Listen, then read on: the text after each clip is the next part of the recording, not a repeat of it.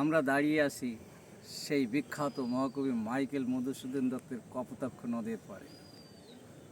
উনি কপোতাক্ষ নদে লিখেছেন, সতত হেনত তুমি পরমর মনে, সতত তোমারই কথা ভাবিয়ে বিদলে, সতত যেমতি লোক নিশার স্বপনে, শোনে মায়া মন্ত্র ধ্বনি তব করে, জোড়াই কান আমি ভ্রান্তির ছলনে, বহু দেশে দেখিয়াছি বহু নদ দলে, কিন্তু স্নেহ তৃষ্ণা মিটে কার জলে, দুগ্ধ স্রোত রূপে তুমি জন্মভূমি স্থানে, আর কি হবে দেখা যতদিন যাবে, প্রজা রূপে রাজরূপ সাগরের দিতে, বাড়ি রূপ করো তুমি এমিনতি গাবে, গাইছে যে তবলাম বঙ্গের।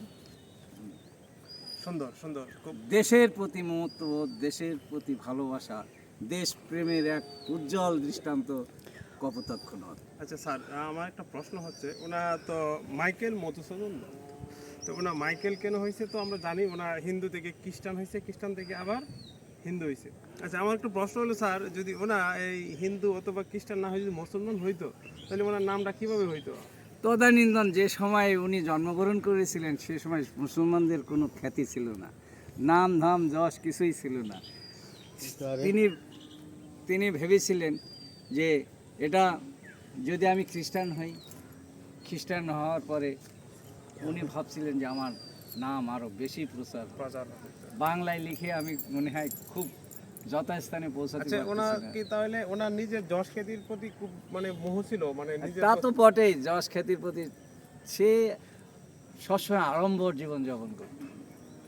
আচ্ছা আচ্ছা, যেহেতু জমিদার বংশে জন্ম, তার স্টাইল ছিল এরকম, মানে সব সময় বেহিসাবির মতন চলাফেরা করতো। চলাফেরা করতো, খরচ বরচও করতো।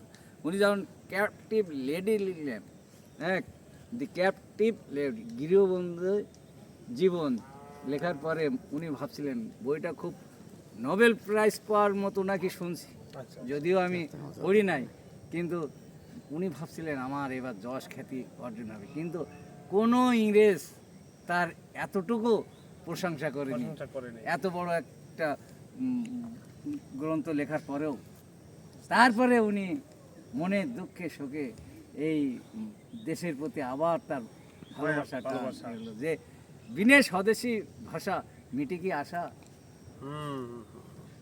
খুব সুন্দর আলোচনা করছে স্যার, ধন্যবাদ ধন্যবাদ, অনেক ধন্যবাদ আলমগীর স্যারকে। যেমন ফটো সেশন হবে ভাই।